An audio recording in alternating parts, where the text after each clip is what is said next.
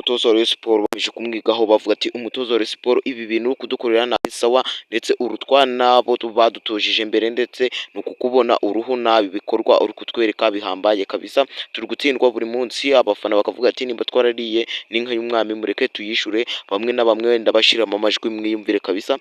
Bagakomeza bavuga ati nta munsi tudakanda akanyenyeri, ariko Rayon Sports ibintu uri kudukorera ni urwicarubozo. Rayon Sports ibintu uri kudukorera nk'abafana bawe ntabwo ari byiza kabisa.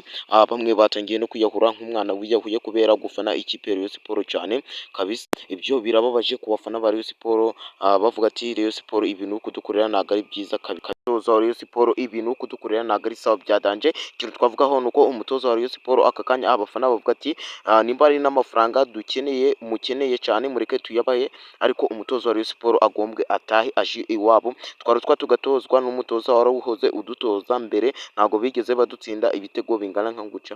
Yuko ikintu bavuze ni uko umutoza wa Rayon Sports ari kumubona uruhu nabikorwa ari kwerekana. Ikintu twavugaho umutoza wa Rayon Sports agombwe yirukane, niyo magambo y'abafana. Nkomeza mubwira mugenda munakora subscribe kugira ngo ibiganiro nk'ibi ngibi ntibigende bibaci, bashyiramo amajwi mwiyumvire kabisa.